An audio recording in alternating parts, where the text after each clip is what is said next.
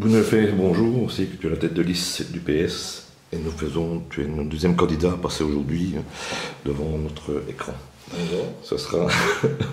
Tu seras notre deuxième candidat et d'autres suivront, bien entendu. Quels seront les enjeux de ces élections sur Ath?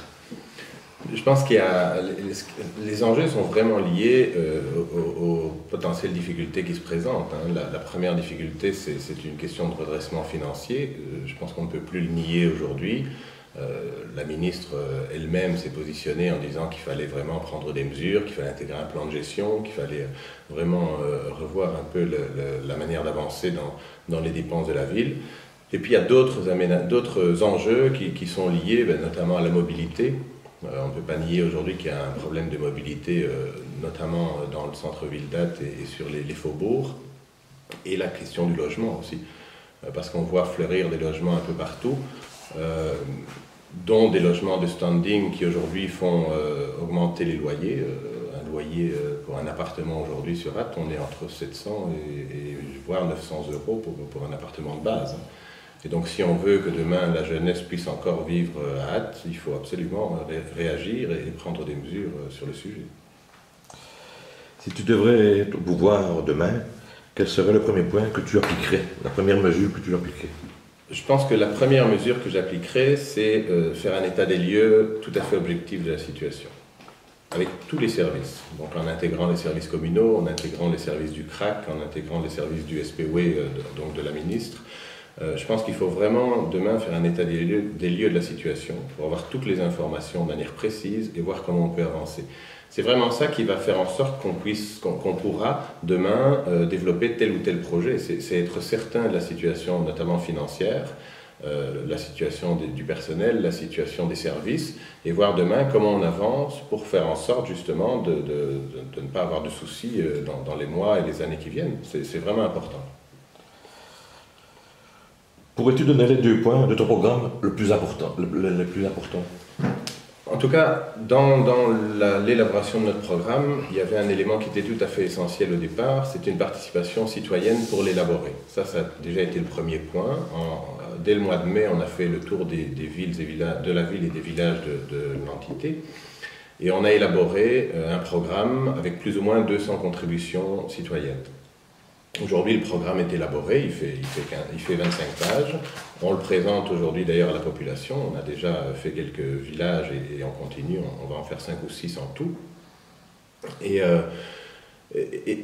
donc, sur base de ce programme qui a été élaboré avec les citoyens, aujourd'hui, nous, on dit, voilà, la base de notre programme, c'est d'abord une démocratie participative et citoyenne. On veut rendre la parole à la population, on veut les écouter.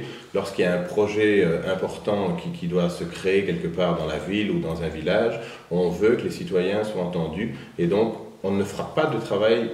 Il n'y aura aucun travail sans discussion avec les citoyens, sans explication avec eux. C'est vraiment la base fondamentale.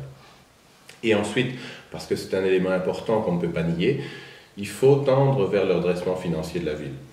Il faut qu'on arrête de parler de la ville d'Ath comme une ville potentiellement en faillite dans 2, 3 ou 4 ans. Il faut vraiment que demain, on puisse parler de la ville d'Ath comme la 3e ville de Wallonie-Picarde, qui a un potentiel touristique, patrimonial, de développement économique qui est vraiment important.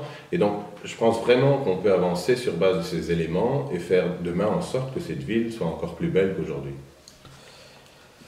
Si les électeurs te font confiance et que tu n'as pas la majorité, avec qui aimerais-tu faire une alliance?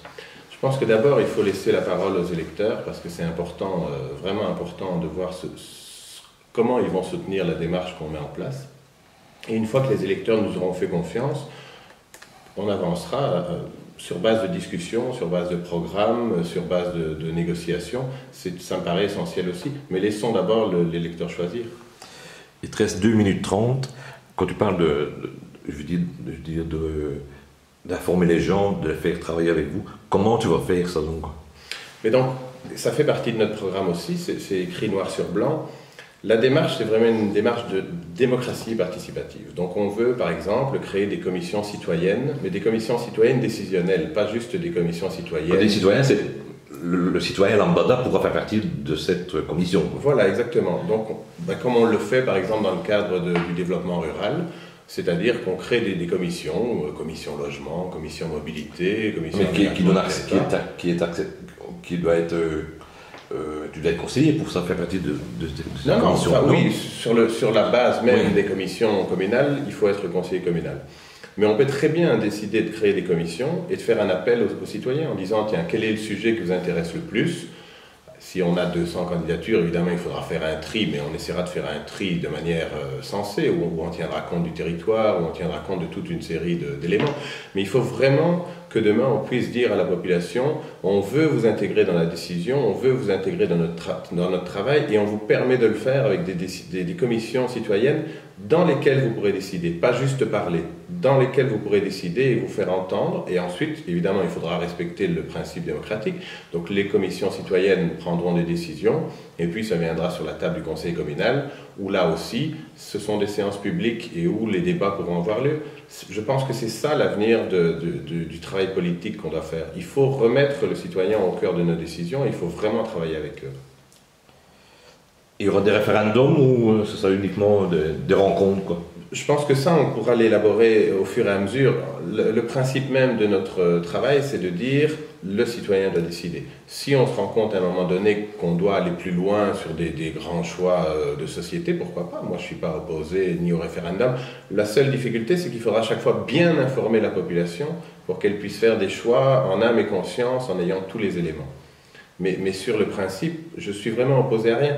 Je pense qu'on est vraiment obligé demain d'intégrer la population dans notre travail politique, dans les choix qui sont posés, parce que sinon la population va s'éloigner encore plus du politique, alors que c'est quelque chose d'essentiel. Et au niveau d'une commune, la gestion communale, c'est quelque chose d'essentiel qui touche directement les gens. C'est vraiment important. Merci Bruno, les 7 minutes sont passées, tu as bien utilisé ton temps de parole. Je te remercie de nous avoir accordé cette interview. Merci beaucoup.